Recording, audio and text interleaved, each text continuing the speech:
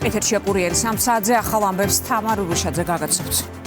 უცხო ქვეყნის ტერორისტულ ორგანიზაციაში გაერთიანების და ტერორისტულ საქმიანობაში დახმარების ბრალდებით ორი პირი დააკავა სახელმწიფო უსაფრთხოების სამსახურმა. ერთი უცხო ქვეყნის მოქალაქეა. სპეციალური ღონისძიებები აჭარასა და გარდაბნის მუნიციპალიტეტში ჩატარდა. სუს ინფორმაცია წინასწარ ჰქონდა როგორც თავად ამ პირებიც, ასევე მათი ქვეყანაში შემოსვლის და მიზნების შესახებ. სახელმწიფო უსაფრთხოების სამსახურის ინფორმაციით ისინი გაწევრიანდნენ ტერორისტულ ორგანიზაცია ისლამური სახელმწიფოს რიგებში და საქართველოდან მიემგზავრებოდნენ სხვა ქვეყანაში, სადაც უნდა შეერთებოდნენ ისლამური სახელმწიფოს მებრძოლებს. საქმის დეტალებით მირიან გორგოძე ისაუბრებს კურიერის ეთერში. მირიან, დეტალებს ველოდებით ჩვენგან. აღნიშნულ საქმესთან დაკავშირებით გამოძიება მიმდინარეობს სისხლის სამართლის კოდექსის 322 მუხლის მიხედვით, რაც გულისხმობს უცხო ქვეყნის ტერორისტულ ორგანიზაციაში გაერთიანებას და ასევე ტერორისტული ორგანიზაციის საქმიანობაში დახმარების გაწევას. დანაშაული სასჯელის სახით 10-დან 17 წლამდე პატიმრობას ითვალისწინებს. ამ საკითხთან დაკავშირებით სპეციალური ბრიფინგი რამდენიმე წუთის წინ გაიმართა სახელმწიფო უსაფრთხოების სამსახურში და ირკვევა, რომ კონტრტერორისტული ცენტრი უკვე დაკავებული პირების საქართველოში შემოსვლისა და ზოგადად შემოსვლის მიზნობრიობის თაობაზე წინასწარ იყვნენ ინფორმირებულები და დაკავებულ პირებზე, რომელთაგან ერთი საქართველოს, ერთი კი უცხო ქვეყნის მოქალაქეა. სახელმწიფო უსაფრთხოების სამსახური საქართველოში შემოსვლის დღიდანვე ოპერატიულ კონტროლს ახორციელებდა. დაკავებულებმა გამოძიების მიხედვით ერთი ბინა დაიქირავეს. ისინი გაწევრიანდნენ ორგანიზაცია ისლამური სახელმწიფოს რიგებში და მზად იყვნენ შეესრულებინათ ისლამური სახელმწიფოს ლიდერების ნებისმიერი ბრძანება. ასევე გამოძიების მიხედვით გინდება, რომ დაკავებული პირები აპირებდნენ საქართველოდან გასვლას და სხვა ქვეყანაში შეერთებას ისლამური სახელმწიფოს მებრძოლებთან. ასევე გამოძიების საგამოძიებო მოქმედებების შედეგად ამოღებული არის გამოძიებისთვის მნიშვნელოვანი მტკიცებულებები. საუბარია ელექტრონული ინფორმაციის მომწოდებელი ისეთ მტკიცებულებებზე, როგორც მაგალითად მობილური ტელეფონები, სიმბარათები, ასევე ორგანიზაცია ისლამური სახელმწიფოს სიმბოლიკაზე, სხვადასხვა ნივთებზე, ასევე ნიღბებზე და პირად დოკუმენტაციაზე. გარდაბლის მუნიციპალიტეტსა და აჭარის რეგიონში ერთობლივად ჩატარებული სპეციალური ღონისძიების ფარგლებში ქალაქ ბათუმში დაკავებულია უცხო ქვეყნის ერთი და საქართველოს ერთი მოქალაქე. კონტრტერორისტული ცენტრისთვის აღნიშნული პირების შესახებ ცნობილი იყო, ასევე წინასწარ ფლობდით ინფორმაციას მათი საქართველოში შემოსვლისა და შემოსვლის მიზნობრიობის შესახებ. ისინი საქართველოში ცალ-ცალკე ჩამოვიდნენ და დაბინავდნენ ნაქირავე ბინაში. შემოსვლის დღიდანვე ორივე მათგანი იმყოფებოდა კონტრტერორისტული ცენტრის ოპერატიული კონტროლის ქვეშ, რაც მოსამართლის განჩინების საფუძველზე ხორციელდებოდა. გამოძიებით დადგენილია, რომ აღნიშნული პირები გაწევრიანდნენ ტერორისტულ ორგანიზაცია ისლამური სახელმწიფოს რიგებში. დადეს ერთგულების ფიცი, ეგრეთ წოდებული ბაიათი, რაც ასახეს ვიდეო ფაილის სახით და გადაუგზავნეს ორგანიზაციის ლიდერებს, რითაც უპირობო მორჩილება გამოუცხადეს მათ. ისინი მზად იყვნენ ისლამური სახელმწიფოს ლიდერების ნებისმიერი სახის დავალების შესასრულებლად. გამოძიებით ასევე დგინდება, რომ დაკავებულები საქართველოდან მიემგზავრებოდნენ სხვა ქვეყანაში, სადაც უნდა შეერთებოდნენ ისლამური სახელმწიფოს მებრძოლებს. საგამოძიებო მოქმედებების შედეგად ამოღებულია ელექტრონული ინფორმაციის მატარებელი მოწყობილობები, დაურეგისტრირებელი სიმბარათები, მობილური ტელეფონები, ტერორისტული ორგანიზაცია ისლამური სახელმწიფოს სიმბოლიკის ამსახველი ნივთები, ნიღბები, პირადი დოკუმენტები და საქმისთვის მნიშვნელობის მქონე სხვა მტკიცებულებები. აღნიშნულ ფაქტთან დაკავშირებით გამოძიება სისხლის სამართლის კოდექსის 322 მუხლით მიმდინარეობს, რაც უცხო ქვეყნის ტერორისტულ ორგანიზაციაში გაერთიანებას და ტერორისტულ საქმიანობაში დახმარებას გულისხმობს. დანაშაული სასჯელის სახით 10-დან 17 წლამდე პატიმრობას ითვალისწინებს.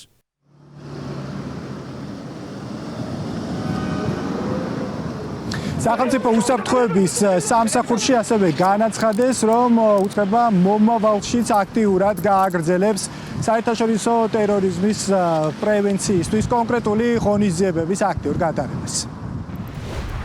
მადლობა მირიან გორგოძე საუბრობდა საქმის დეტალებით პირდაპირ ეთერში.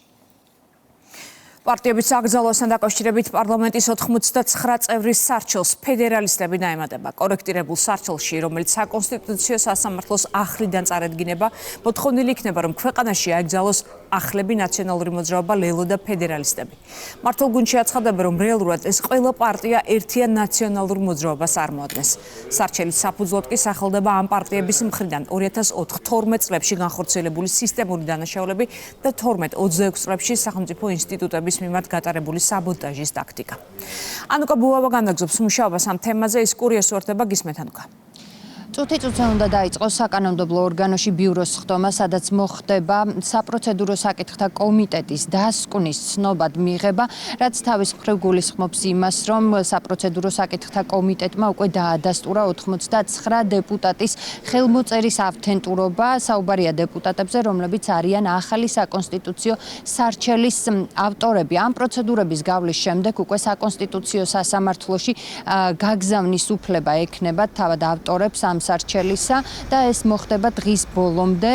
შესაბამისი სარჩელი გაიგზავნება. ერთი სასარჩელო მოთხოვნა არის, როგორც თქვენც აღნიშნეთ, სამი პარტიის ნაცვლად მოხდეს 4 პარტიის ანტიკონსტიტუციურად ცნობა. თუ კი აქამდე საუბარი იყო ნაციონალურ მოძრაობაზე, კოალიცია ცვლილებებსა და ლელოზე, ახლა დაემატება ამას პარტია ფედერალისტები და ჩვენ სულ ცოტა ხნის წინ ვესაუბრეთ სწორედ ფედერალისტების წარმომადგენელ სამარ ჩერგოლეიშვილს, რომელიც ამბობს, რომ მისთვის ეს გადაწყვეტილება არაფერს შეცვლის, თუმცა მეორეს მხრივ თავად თამარ ჩერგოლეიშვილი ამბობს, რომ ოპოზიციური გაერთიანების მიზანი და შეთანხმების მიზანი არის ის, რომ მოხდეს არაღიარების პოლიტიკის გაგრძელება, რაზეც დღეს სახელმწიფო გუნდით საუბრობდა, სწორედ ეს დაედო საფუძვლად იმ გადაწყვეტილებას, რაც უკვე შემდგომ ახალი სარჩელის წარდგენის საფუძველი და мотиваცია გახდა მართველი გუნდისთვის. თამარ ჩერგოლეიშვილი იქვე ამბობს იმასაც, რომ ყველაფერი გაკეთდება მათი მხრიდან და ოპოზიციური ალიანსის მხრიდან იმისთვის, რომ ხელისუფლება ჩამოშალონ. სწორედ ამაზე იყო საუბარი შალვა პაპუაშვილის განცხადებაშიც, როდესაც პარლამენტის თავმჯდომარემ აღნიშნა, რომ პარტია ფედერალისტები არის ერთ-ერთი წამყვანი ძალა ამ ალიანსში, რომელიც განსაზღვრავს ერთგვარად ოპოზიციის სტრატეგიას სააკაშვილის გუნდსა თუ გვარამიას პარტიასთან ერთად. რაც შეეხება ლელოს, რომელიც პირველ საკონსტიტუციო სარჩელში იყო ასევე წარდგენილი, რომ მომხდარიყო მისი ანტიკონსტიტუციურად გამოცხადება, ხაზარაძე ჯაფარიძის გუნდში დღეს ამბობენ იმასაც, რომ ამ პროცესით პოლარიზაცია გაიზრდება ქვეყანაში და კრიზისი გამწვავდება. პარტიების აკრძალვა ისედაც ჰქონდათ მათ გადაწყვეტილი და ჩვენ ძალიან მკაფიოდ ჰქონდა გაცხადებული, რომ მიუხედავად იმისა, რომელ პარტიას ეხება, თუ პარტიები იკრძალება ქვეყანაში, ნიშნავს, რომ პოლიტიკური პროცესიც იკრძალება და ფედერალისტები არანაირ ფორმალურ პროცესში ასეთ პირობებში მონაწილეობას არ ვაპირებთ. ამდენად არაფერი არ იცვლება ამით ჩვენთვის. ეს არის ყველაფერი ტყუილი, ჩვენ მოვაწერეთ ხელი პოლიტიკური პარტიების შეთანხმებას, რომელიც გულისხმობს ხელისუფლების არაღიარების პოლიტიკის გაგრძელებას, იმიტომ რომ არაღიარება ვხედავთ, რომ ეფექტური არაღია. ჩვენ კიდევ ერთხელ ქუჩიდან აქციით, სანქციით და ალტერნატივით შევავიწროვებთ რეჟიმს ისე, რომ დათმობებზე წამოვიყვანოთ და ჩამოვშალოთ. ამ ყველაფერს ქვეყანა შეჰყავს იმ სპირალში, რომლის შედეგიც არის არამხოლოდ პოლიტიკური კრიზისი, არამხოლოდ იზოლაცია, არამედ ყველაფერი, რაც თითოეულ მოქალაქეს ძალიან მძიმე ტვირთად აწვება, ამაზე პასუხისმგებელი არის ქართული ოცნება და აწი ნებისმიერი ნაბიჯი ამ მიმართულებით, რომელიც მათ არ უნდა გადადგან, კიდევ უფრო მეტად გააღრმავებს ამ კრიზისს, პოლარიზაციას და ისევ ქართულ ოცნებას შემოუბრუნდება უკან. სახელმწიფო გუნდში დღეს კიდევ ერთხელ განმარტეს მათი გადაწყვეტილების мотиваცია, თუ რატომ მოხდება ახალი საკონსტიტუციო სარჩელის წარდგენა. საკონსტიტუციო სასამართლოში რომ მოხდეს უკვე 4 პარტიის ანტიკონსტიტუციურად გამოცხადება, მართლ პარტიაში ამბობენ, რომ ამ ყველაფერს საფუძვლად დაედო ოპოზიციის ახალი გაერთიანების 2 მარტის გადაწყვეტილება და ერთგვარად შეთანხმება, რომელიც სწორედ ანტისახელმწიფოებრივი იყო მათი თქმით და მიზნად ისახავდა მათ შორის დემოკრატიის უგულებელყოფას ქვეყანაში, კონსტიტუციის უგულებელყოფას, არჩევნების დელეგიტიმაციის საკითხის მუდმივად წამოყენებას საზოგადოებაში, შესაბამისად მმართველ პარტიაში ამბობენ, რომ მსგავს ფაქტებზე რეაგირება ექნება მუდმივად სახელისუფლებო გუნდს და იქვე ამბობენ, რომ ეს ოპოზიციური გაერთიანება და მათ შორის ნაციონალურ მოძრაობასთან მჭიდრო კავშირში მყოფი პარტიები მუდმივად იღებენ დაფინანსებას თუ დავალებებს უცხოელი პარტნიორების მხრიდან და ამის შესახებ, როგორც ქართულ ოცნებაში ამბობენ, საზოგადოებას უკვე აქვს სრული ინფორმაცია. ყველა ის პოლიტიკური პარტია, ვინც დაკავებულია იმით, რომ მოაწყოს სახელმწიფო გადატრიალებები, დაარღვიოს საქართველოს კონსტიტუცია, ემსახუროს სხვა ქვეყნის წარმომადგენლებს, ჩვეულებრივად ვიცით ხო ყველამ, რომ აგენტურა არის და ეს წლების განმავლობაში იქნებოდა ასეულობით მილიონი იხარჯებოდა იმაში, რომ ეს დაჯგუფებები, მოღალატეები შექმნილიყო და ეს ხელწერა მხოლოდ საქართველოსთან დაკავშირებით არ არის. ზოგადად ყველგან, სადაც არის პოლიტიკური ინტერესი, ყველგან ერთ და იგივე დამოკიდებულება აქვს და ეს სქემა გაშიფრულია.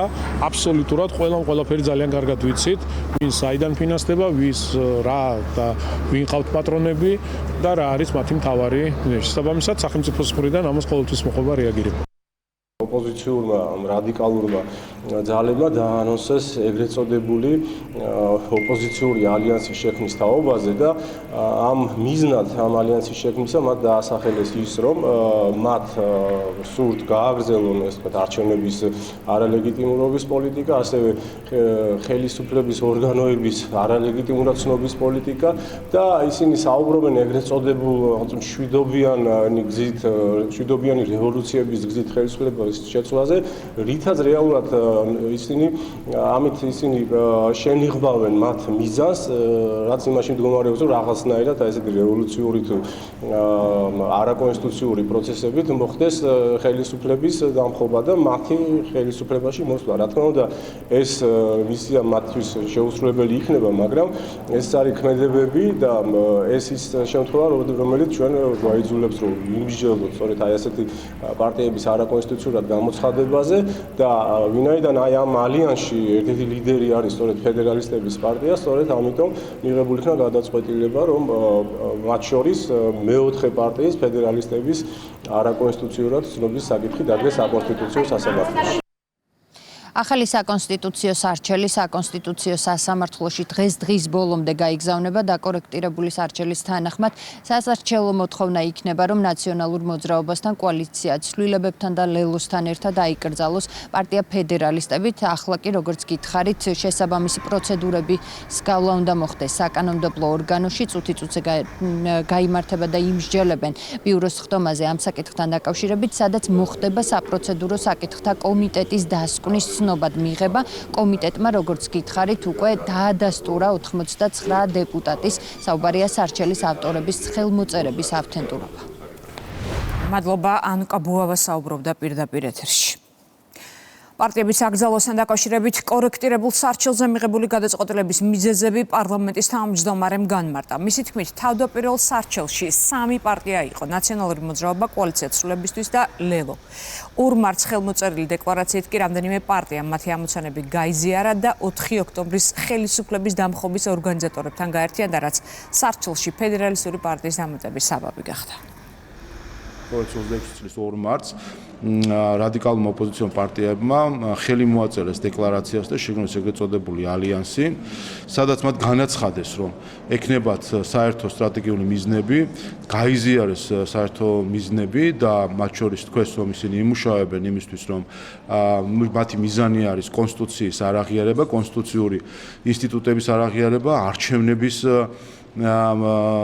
არჩევნებისთვის ძირის გამოცხადა, ზოგადად დემოკრატიული პროცესების დემოკრატიის არაღიარება. ჩვენ ვთქვით, რომ რა თქმა უნდა ეს და მათ შორის გაერთიანდნენ ისინი, ვინც იყვნენ ორგანიზატორები ამ ალიანსში არიან, მათ შორის 4 ოქტომბრის ხელისუფლების დამხობის ორგანიზატორები.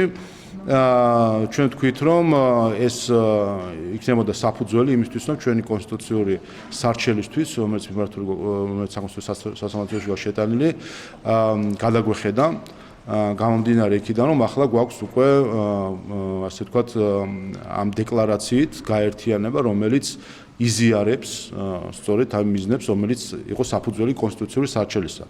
ამიტომ ჩვენ დღეს მიმართავთ საკონსტიტუციო სასამართლოს ახალი კონსტიტუციური სარჩელით. ამავე დროს გამოვითხოვთ ძველ კონსტიტუციურ სარჩელს, რომელიც არაკონსტიტუციური პარტიების აკრძალვის მოთხოვნით ჰქონდა შეტანილი და მიმართავთ ახალი დაკორექტირებული კონსტიტუციური სარჩელით, რომელშიც ჩვენ შევგავსდით პარტიების რაოდენობას, კერძოდ თუ კი ჩამონათვალს, კერძოდ თუ კი თავდაპირველ კონსტიტუციურ სარჩელში ეს იყო 3 პარტია, ნაციონალური მოძრაობა, კოალიცია ცვლილებისთვის და ლელო. ახალ კონსტიტუციურ სარჩელში ამ 3 პარტიასთან ერთად იქნება ფედერალისტური პარტია. პარტიების აკრძალვის აუცილებლობაზე, deep state-ის გეგმებზე, ქვეყანაში არეულობის მცდელობაზე და უნგრეთის საპარლამენტო არჩევნების შედეგებზე წერს ზაზა შათერიშვილი. ფილოსოფოსი იხსენებს პროცესების განვითარების შესახებ მის პროგნოზს, რომელიც მისივე განცხადებით სრულად გამართლდა. ორბანმა სასტიკად წააგო, რადგან გლობალურ პრობლემებსა და სკანდალებში გახვეული ამერიკის ადმინისტრაციის გვერდში დგომა მას ხელისუფლების დათმობა დაუჯდა, წერს შათერიშვილი და საქართველოსთან დაკავშირებით deep state-ის გეგმებზე საუბრობს. უნგრეთში ჩატარებული წარმატებული სპეცოპერაციის და მათ მითითებებს დაუმორჩილებელი ორბანის მოცილების შემდეგ ოლიგარქიული ოჯახები საქართველოზე შეტევას გაორმაგებული ენერგიით გააგრძელებენ. დღეს თუ რომელიმე ქვეყანა არის სუვერენული და დამოუკიდებელი გლობალური ომის პარტიის გავლენებისგან, ერთ-ერთი სწორედ საქართველოა და ამიტომაც ვარ დარწმუნებული, ზეწოლა ჩვენს ქვეყანასა და ხალხის მიერ არჩეულ ხელისუფლებაზე კიდევ უფრო გაძლიერდება. ქართული საზოგადოების უდიდესი ნაწილი იმედის თვალით შეჰყურებს იმ პროცესებს, რომელიც დღეს სამართლებრივ სივრცეში მიმდინარეობს და რომელმაც ლოგიკური თვალსაზრისით კრიმინალური პოლიტიკური პარტიების აკრძალვა და მოღალატე აგენტურული პოლიტიკოსების მკაცრი სამართლებრივი სასჯელი უნდა განაპირობოს. ცხადია, ამ გზას ალტერნატივა არ აქვს. ხელისუფლება ხალხის წინაშე ვალდებულია, რომ პასუხი აგებინოს დამნაშავე პოლიტიკურ ძალას, რომელიც ჯერ ხელისუფლების პირობებში, ხოლო შემდეგ ოპოზიციიდან არასვენებდა ამ ქვეყანას. ჰქონდა გადატრიალების არაერთი მცდელობა და ღიად დაუფარავად ემსახურება deep state-ის ინტერესებს. საბედნიეროდ გაშიფრული გვაქვს გლობალური ომის პარტიის, იგივე deep state-ის მოქმედების ფორმულა და ამიტომ დანამდვილებით შემიძლია გითხრათ, რომ ოლიგარქიული ოჯახების მხრიდან საქართველოსთან ზავი, მორიგება, მოლაპარაკება არ იქნება. არ იქნება ერთადერთი მიზეზის გამო. მათი უმთავრესი მიზანია ქვეყანა იმართებოდეს მარიონეტების, მათამი დაქვემდებარებული პაიკების ხელით და როგორც საქართველო, ასევე მისი ხალხი ემსახურებოდეს ოლიგარქიული ოჯახების ინტერესს. რაც შეეხება კრიმინალი პოლიტიკოსების განეიტრალებას, პარტიების აკრძალვას და ღიად მოღალატე მტერთან კოლაბორაციონისტი ფიგურების სამართლებრივ სასჯელს, ეს ნაბიჯი გლობალური ომის პარტიას მცირედითაც კი ვერ შეუშლის ხელს. ოლიგარქიული ოჯახებისთვის სასიცოცხლოდ მნიშვნელოვან საკვებს წარმოადგენს პოლარიზაცია და რადიკალიზაცია, რაც საბოლოოდ რევოლუციით და კანონიერი ხელისუფლების დამხობით უნდა დასრულდეს. სწორედ ამიტომ არავის უნდა ჰქონდეს ილუზია, რომ ჩვენი ქვეყანა ასე მარტივად დაისვენებს და სამშვიდობოს გავა ბოროტ ძალას, რომელსაც საქართველოს დამონება, დამორჩილება და საკუთარი მიზნებისთვის გამოყენება უნდა, არ აინტერესებს რომელი აგენტი იქნება ქვეყნის სათავეში. მათთვის მთავარია მოაშოროს ეროვნული ხელისუფლება და ქვეყანა წარსულში დააბრუნოს. ამ ღალატზე ხელის მომწერი ხალხი კი ქვეყანაში მუდმივად გამოჩნდება. აიკრძალება ნაციონალური მოძრაობა, შექმნიან ახალ პარტიას და ყველა რესურს ახალი პარტიისკენ გადაისვრიან. გასამართლდება სააკაშვილი, პრობლემა არ არის. შექმნიან ახალ მორჩილ ლიდერს და მასზე დახარჯავენ ქართული ხალხის მოსატყუებელ რესურსს. ამ ყველაფრის გათვალისწინებით საზოგადოებას მინდა განსაკუთრებული სიფრთხილისა და გააზრებულად მოქმედებისკენ მოუწოდო. სრული პასუხისგებლობით ვამბობ, სანამ ეს ძალა ბობოქრობს და მსოფლიოს დამონება სურს, ვერანაირი პარტიის და აგენტის განეიტრალება ვერ იქნება დამშვიდების საფუძველი. მთავარია ინფორმირებულობა, მათი ხაფანგების წინასწარ გამოცნობა და განეიტრალება, რაშიც ქართულ საზოგადოებას უდიდესი გამოცდილება უკვე აქვს. დღეს ჩვენი მოსახლეობის აბსოლუტურმა უმრავლესობამ ზუსტად იცის, რა ძალა ებრძვის საქართველოს. ამიტომ წამს, რომ გლობალური ომის პარტიის გაუჩერებელი მცდელობების მიუხედავად, კვლავ დაიმონონ საქართველო. პოლიტიკური გუნდი არათუ გაუმკლავდება ამ სირთულეებს, ქართველი ხალხის სახით იმხელა რესურსი და ენერგია აქვს, რომ ქვეყნის შეუქცევადი განვითარება კიდევ უფრო მაღალი ტემპით გაგრძელდება. Ანტიდემოკრატიული პროცესების და არეულობის მოწყობის მცდელობა საქართველოში, რისთვისაც ევროკავშირის ტერიტორია გამოიყენება. მმართველ გუნდში კიდევ ერთხელ საუბრობენ ინფორმაციაზე, რომლის თანახმადაც ოპოზიციას რევოლუციურ სცენარებს პრაღის სამოქალაქო საზოგადოების ცენტრის ერთ-ერთი ლიდერი იგორ ბლაჟევიჩი უწევს. გავრცელებული ინფორმაციით ბლაჟევიჩი განაგრძობს გარკვეული ჯგუფების მომზადებასა და ინსტრუქტაჟს, მათ შორის არიან მომავლის აკადემია, მოძრაობები წერტილი და ფარი. ბლაჟევიჩის ორგანიზაცია კი დასავლური ფონდებიდან ფინანსდება. მედიის ინფორმაციით საქართველოში დაგეგმილ და მზადების პროცესში არსებულ არეულობაზე ინფორმაცია აქვს სახელმწიფო უსაფრთხოების სამსახურს, მათ შორის უცხოელი კოლეგების მხრიდან და ამ საკითხზე სამართლებრივ რეაგირებას აწარმოებს. ნანა გოგატაძე განავრცობს თემას პირდაპირ ეთერში, ის კურიერს უერთდება გისმენთ.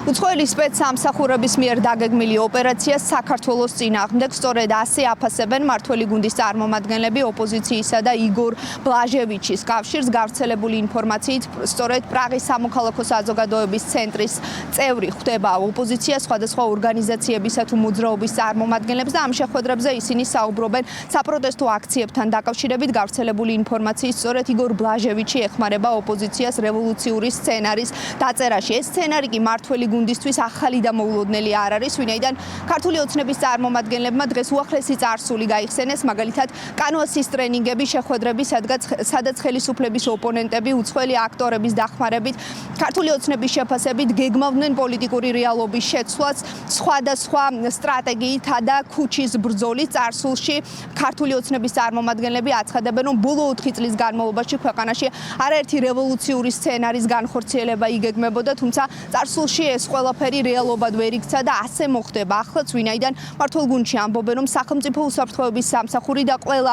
შესაბამისი უწყება არის ინფორმირებული და ამ მიზნებს ეს მიზნები რეალობად ვერ იქცევა. კონტროლის საქმიანობა გრძელდება, ხო ვიცით ყველგან საიდან ფინანსდება, ვინ არის ამ ყველაფრის სათავეში და მთავარი ინტერესი რა აქვს. წინა წლებშიც ხო რამდენჯერმე იყო მცდელობა საქართველოში რევოლუციის მოწყობის, იგივე ტრენინგების ჩატარება, ხო გვახსოვს როგორ იფუთებოდა აღნიშნული ტრენინგები, რომ თითქოს რაღაც მძიმესენით დაავადებული ბავშვების ტრენინგები უნდა ჩაეტარებინათ, ამისთვის ფულს იღებდნენ და რეალურად იქ საუბარი მიმდინარეობდა რევოლუციურ სცენარზე, ვინ როგორ უნდა იმოქმედოს, რა პროცესები უნდა წარიმართოს და ასე შემდეგ. იგივე არის ახლაც, ხო, ეს ქვეყნის მტრები არ ჩერდებიან, ცდილობენ რომ პოლარიზაცია კიდევ უფრო გააღრმავონ, ცდილობენ იმას, რომ ხალხი ერთმანეთს დააპირისპირონ, მაგრამ სახელმწიფოს სამსახურები არიან მოწოდების სიმაღლეზე და ვინც კი რაიმე კანონდარღვევას ჩაიდეს, ამას მოხდება ძალიან ხისიერი და მკაცრი რეაგირება.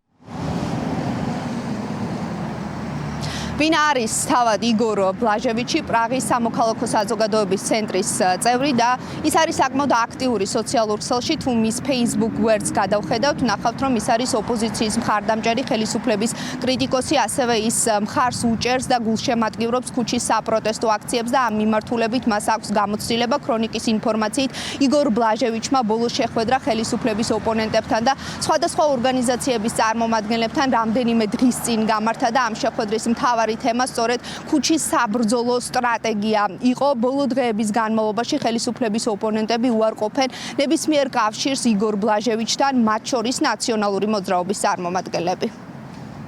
არ ვიცი, არ ვიცნობ ამ ადამიანს და შესაბამისად ცხადია, რომ ჩვენი პოლიტიკური პარტია არ მსგავსი ტიპის რაღაცებში არ არის.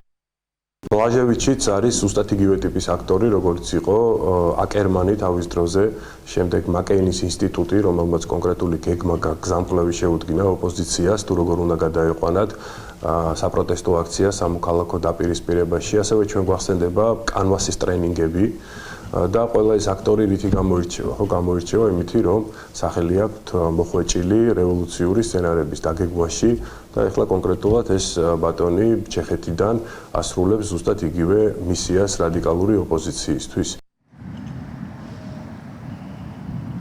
იგორ ბლაჟევიჩის საქმიანობასთან, ტრენინგებთან, შეხვედრებთან დაკავშირებით დეტალური ინფორმაცია აქვს სახელმწიფო უსაფრთხოების სამსახურს, მათ შორის უცხოელი კოლეგების მხრიდან და ვიცით, რომ ამ საკითხთან დაკავშირებით სამართალწარმოების პროცესიც დაწყებულია. მმართველი გუნდის წარმომადგენლებმა დღეს ოპონენტებს კიდევ ერთხელ უთხრეს, რომ საქართველოში ნებისმიერი სახის კანონდარღვევას მკაცრი სამართლებრივი რეაგირება მოჰყვება.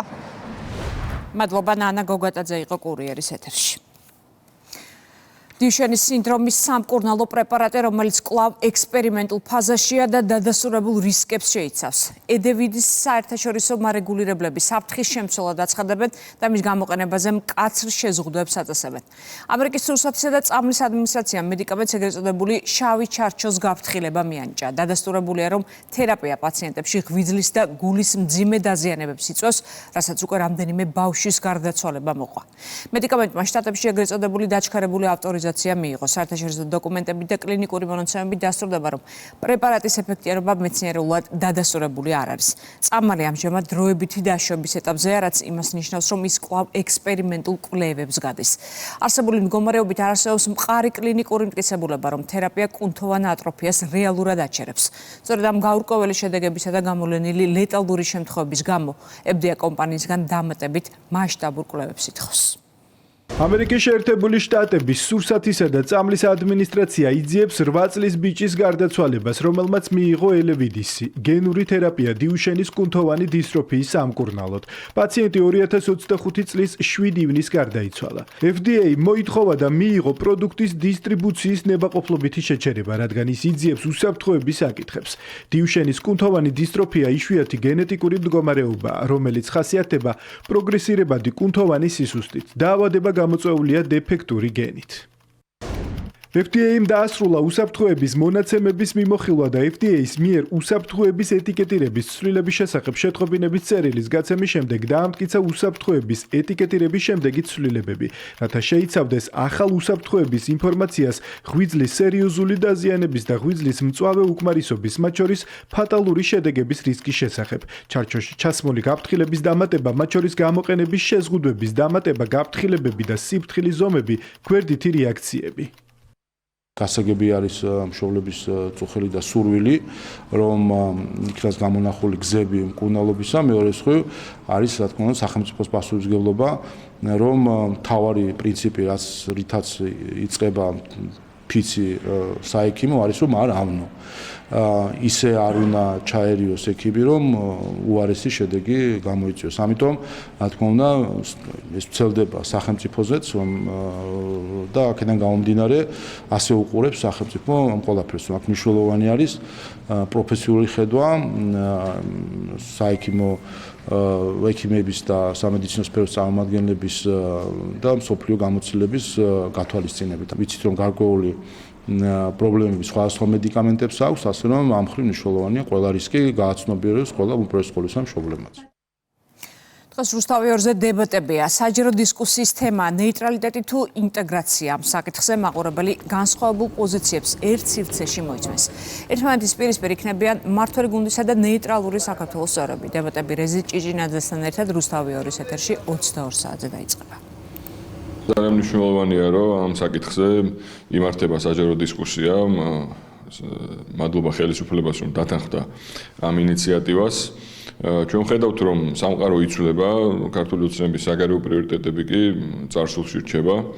ამიტომ ჩვენ გვექნება დღეს ძალიან მკაფიო საუბარი იმასთან დაკავშირებით, რომ დღეს 2026 წელს აღარ არის საკმარისი, თქვათ, ევრობიუროკრატიის მხილება და კრიტიკა, მხოლოდ არამედ საჭიროა, რომ საბოლოოდ გამოვიდეთ ევროილუზიიდან და დავასრულოთ ეს რაღაც 35 წლიანი ილუზია, რომელმაც ჩვენი ქვეყანა არაერთხელ ძალიან მძიმედ დააზიანა. ზოგადად ნებისმიერი ადამიანი, ვინც დაინტერესებული არის სიმართლის მოსმენით, ყველაზე კარგი საშუალება არის დებატები. დღევანდელი დებატები ზოგადად ნეიტრალიტეტის თემის გარშემო იქნება, ამ შემთხვევაში ორად იქნება თემა გაშლილი. ეს არის სამხედრო ნეიტრალიტეტიც ნატოს შემთხვევაში და ეს არის უკვე პოლიტიკურ გაერთიანებაში გაერთიანების ნეიტრალიტეტი, უკვე ევროკავშირის შემთხვევაში, სადაც რა თქმა უნდა ჩვენი გუნდი წარმოადგენთ ჩვენს არგუმენტებს, თუ რატომ თვლით, რომ საქართველოსთვის ნეიტრალიტეტი არის დამაზიანებელი და ჩვენაირი პატარა ქვეყნისთვის აუცილებელია კავშირებში ყოფნა, გაწევრიანება იქიდან გამომდინარე, რომ მაქსიმალურად დაცული იყოს ჩვენი ქვეყნის უსაფრთხოება. რაც შეეხება ევროკავშირს, რა თქმა უნდა, ჩვენ ვაგრძელებთ ასოცირების ხელშეკრულებით ნაკისრი ვალდებულებების შესრულებას, იქიდან გამომდინარე, რომ რა უსამართლობას დღეს არის ევრობიუროკრატების მიდგომებში, კონკრეტულად საქართველოსთან მიმართებაში, ჩვენ დარწმუნებულები ვართ, რომ ეს ყველაფერი შეიცვლება, ვინაიდან ეს მართველი მრართველი კლასი აუცილებლად ჩანაცვლდება ეროვნული მსოფლმხედველობის პოლიტიკოსებით და ჩვენ ვალდებულები ვართ, რომ მზად ვიყოთ 2030 წელს, როდესაც ევროკავშირს აქვს შემდგომი გაფართოება დაანონსებული, ყველაზე მომზადებული ქვეყანა ვიყოთ დანარჩენ კანდიდატ წევრ ქვეყნებს შორის. ბულგარეთის ვადამდელი საპარლამენტო არჩევნები ქვეყნის ყოფილი პრეზიდენტის რუმენ რადევის მიმარცხენე ცენტრისტულმა კოალიციამ მოიღო. ცესკოს წინასწარი მონაცემებით გაერთიანება პროგრესულმა ბულგარეთმა ხმების თითქმის 45% მოაგროვა, რითიც კონკურენტებს მნიშვნელოვნად გაუსწრო. როიტერი წეს, რომ ამ შედეგმა შესაძლოა ამ ეტაპზე წერტილი დაუსვას ბულგარეთში არსებულ ხანგრძლივ პოლიტიკურ არასტაბილურობას. ვაშინგტონ პოსტი ქვეყანაში შექმნილი კრიზისის მიზეზად კოალიციური მთავრობების სისუსტეს ასახელებს. ამოცემის ცნობით 2021 წლის შემდეგ ბულგარეთში ვერც ერთმა პოლიტიკურმა ძალამ ვერ შეძლო სტაბილური უმრავლესობის ჩამოყალიბება, რამაც საბოლოო ჯამში ამ მომრჩეულში საარჩევნო პროცესის მიმართ სრული უნდობლობა გამოიწვია. ბულგარეთში შექმნილ ვითარებას ევროპული ბიუროკრატიის მარცხა დაფასებენ თბილისში. მმართველგუნდში აცხადებენ, რომ ეგრეთ წოდებულმა პლურალიზმმა და კოალიციურმა მმართველობის იმ მოდელმა, რომელსაც როგორც ბულგარეთს, ისე საქართველოს თავს ახავდნენ, ქვეყანა ჩიხში შეიყვანა, რამაც საბოლოოდ საზოგადოების პროტესტი და გამოფხიზლება გამოიწვია. მე რამდენიმე თვის წინ გახდით ბულგარეთში, შარშან ნოემბერში და მაშინ ჯერ კიდევ პრეზიდენტ რადევს შევხვდი. და მაშინათვე უკვე ცნობილი იყო, რომ ის აპირებდა არჩევნებში მონაწილეობის მიღებას და იცით, რომ შემდეგ ის იანვარში გადადგა პრეზიდენტის თანამდებობიდან და ვნახეთ, ხედავთ, რომ როგორც ჩანს, ის იქნება მისი პარტია იქნება გამარჯვებული პარტია ამ არჩევნებში, როგორც ჩანს, მას ექნება ერთპარტიულად უმრავლესობის დაკომპლექტების შესაძლებლობა და ჩვენთვის მნიშვნელოვანი არის, ვინაიდან ბულგარეთთან ჩვენთვის ორმხრივი ურთიერთობა ერთ-ერთი პრიორიტეტი არის შავ ზღვის რეგიონში ჩვენი ინტერესებიდან გამომდინარე. მნიშვნელოვანი არის, რომ ჩამოყალიბდეს სტაბილური უმრავლესობის მქონე მთავრობა და იმედია, რომ ასეც მოხდება. რაც შეეხება მის პოზიციებს, ეს ხო ნაცადი ხერხი არის, ხა ეს კინო ნანახი გვაქვს, ვინც ერთ რამეში მაინც არ ეთანხმება ბრიუსელს, ყველა ირაცხება პრორუსად. ასე შერაცხეს ტრამპი პრორუსად, ასე შერაცხეს ქართული ოცნება პრორუსად. ყველა ვისაც საკუთარი თავი აბია მხრებზე და კრიტიკულ რაიმეს იტყვის ხოლმე ბრიუსელზე, ან არ ეთანხმება რაიმე საკითხში, კრიტიკის გარეშეც უბრალოდ არ ეთანხმება რაღაცაში, ყველა შეერაცხება პრორუსად. ეს არის ჩვეულებრივი პროპაგანდისტული ხალხი, სპეცსამსახურების მიერ შემუშავებული, როდესაც უნდა მოხდეს, ასე ვთქვათ, ცალკე როცა უცდილობენ პოლიტიკური ოპონენტების წინააღმდეგ იმუშავა. შინაგან საქმეთა მინისტრმა უზბეკეთში ოფიციალური ვიზიტის ფარგლებში მონაწილეობა მიიღო საერთაშორისო ფორუმში. ღონისძიება გაროს ნარკოტიკებისა და ნანაშაულის წინააღმდეგ ბრძოლის ბიუროს და ქვეყნის პრეზიდენტის ადმინისტრაციის ორგანიზებით გაიმართა. მთავარი თემა იყო ნარკოტიკების უკანონო ბრუნვის მიმართულებით არსებული გამოწვევები და ახალი ტენდენციები. გეკა გელაძემ ორმხრივი შეხვედრა გამართა ეროვნული გვარდიის მეთაურთან. მხარეებმა ისაუბრეს პარტნიორული ურთიერთობების მნიშვნელობაზე. მინისტრი ასევე შეხვდა ამერიკის სახელმწიფო დეპარტამენტის სამართალდამცავ ორგანოებთან თანამშრომლობის ბიუროს ევროპისა და აზიის ოფისის დირექტორს. გეკა გელაძემ ისაუბრა რეფორმებზე და დანაშაულის წინააღმდეგ ბრძოლაზე.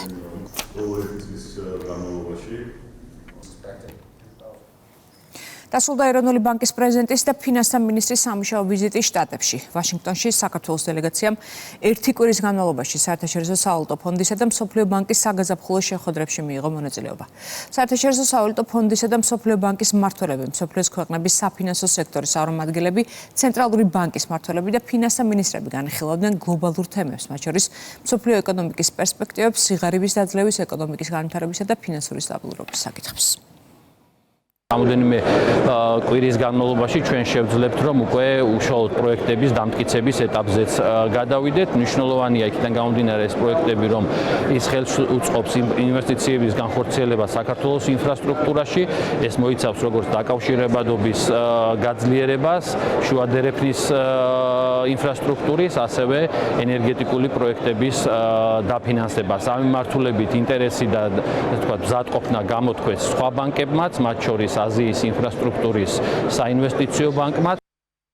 ყველგან სადაც კი ქონდა ჩვენ შეხვედრა, საუბარი იყო პირველ რიგში საქართველოს ეკონომიკის ძლიერი პოზიციების შეფასებაზე, ჩვენს მედეგობაზე, მაღალ ეკონომიკურ ზრდაზე, რომელიც არ არის ერთჯერადი ფაქტორი, არამედ ბოლო 5 წლის განმავლობაში საშუალო 9.3% ზრდა, ეს არის მართლაც ესეთი შესაშურად მაღალი მაჩვენებელი. ასევე იმაზე, რომ ინფლაციაც არის მართვადი, მიუხედავად იმისა, რომ ახალი გამოწვევები მომდინარეობს გლობალური ბაზრიდან, კვლავაც ინფლაცია არის მიზნობრივი მაჩვენებლის ირგვლივ. საყოველთაო შეფასებაა, რომ საქართველო არის ერთ-ერთი გამორჩეული ქვეყანა თავისი ეკონომიკური სტაბილურობით, თავისი პოლიტიკური სტაბილურობით, თავისი მიმზიდველობით, თავისი რეფორმირებული სტრუქტურებით, გამჭირვალობით და კარგი მაღალი ხარისხის ინფრასტრუქტურით, რომელიც მზად არის, რომ მიიღოს დამატებითი ტვირთები, დამატებითი ლოგისტიკური მომსახურება გაწიოს და რაც თავარია, წარმოვჩინდით როგორც უკვე მზარდი რეგიონალური ახალი ფინანსური ხაბი. არაერთხელ ხაზგასმით აღინიშნა, რომ საქართველოს გააჩნია სახელმწიფო სტრატეგია სავალუტო, საფინანსო, ეკონომიკური მიმართულებით, რომელიც გულისხმობს იმ ინსტრუმენტებს, მექანიზმებს, მიდგომებს, ასევე სამომავლო ხედვებს, რომელიც სასურველია სხვა წევრმა ქვეყნებმა გაიზიარონ და დანერგონ თავის სახელმწიფოებში. ძალიან ნაყოფიერი შეხვედრები მქონდა ეროვნული ბანკის პრეზიდენტთან და ასევე ფინანსთა მინისტრთან. ჩვენ რა თქმა უნდა ვისაუბრეთ იმ გამოწვევებზე, რომელთა წინაშეც საქართველოს ეკონომიკა დგას ამ უკიდურესად турბულენტურ და გაურკვეველ პერიოდში. ნამდვილად ძალიან მიხარია, რომ საქართველოს ეკონომიკა ასე კარგად ვითარდება, აჩვენებს ძლიერ მაჩვენებლებს და ინარჩუნებს მაღალ მდგრადობას როგორც რეგიონული, ისე გლობალური გაურკვევლობის ფონზე. უყურებთ კურიერ 3 საათზე, რეკლამის შემდეგ პირდაპირ ეთერში ბრუნდებით. საქართველოს ევროპის საპატენტო უწყების პრეზიდენტი ეწვია ანტონიო კამპინოსი საერთაშორისო კონფერენციაში მონაწილეობს, რომელიც საკპატენტის ორგანიზებით თბილისში იმართება. ღონისძიება აერთიანებს სახელმწიფო უწყებებს, აკადემიურ სექტორს და საერთაშორისო პარტნიორებს.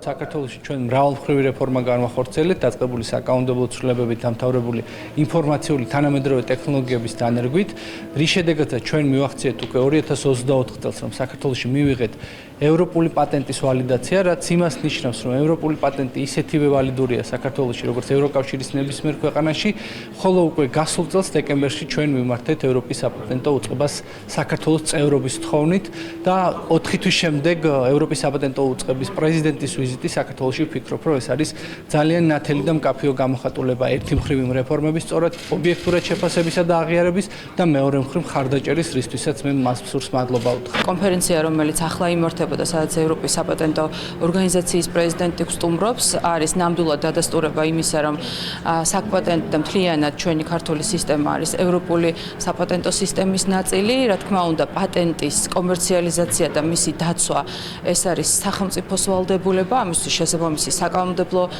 ცვლილებებიდან დაწყებული მისი რეალურად აღსრულების ნაწილშიც ჩვენ ძალიან კარგი პოზიციონირება გვიკავია, ამიტომ დღევანდელი კონფერენცია ალბათ კიდევ უფრო მეტ საინტერესო იდეებს წარმოშობს და რაც თავარია კიდევ ერთხელ ადასტურებს, რომ ჩვენ ევროპული სტანდარტების, როგორც სხვა დარგობრივი მიმართულებით, ასევე პატენტების მიმართულებით ვართ წარმოდგენილი.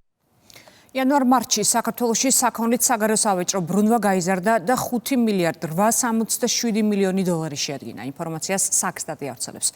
უწყებისობით ექსპორტი გაიზარდა 23.4%-ით, იმპორტი შემცირდა 7.1%-ით.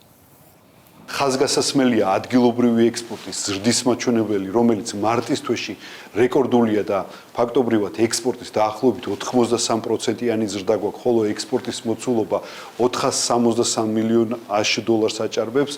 ასევე რეკორდულია იანვარ-მარტის ადგილობრივი ექსპორტის მაჩვენებლები, რომელშიც დაახლოებით 75%-იანი ზრდა ფიქსირდება, ხოლო ადგილობრივი ექსპორტის მოცულობა $1.120 მილიონ $-ს აჭარბებს.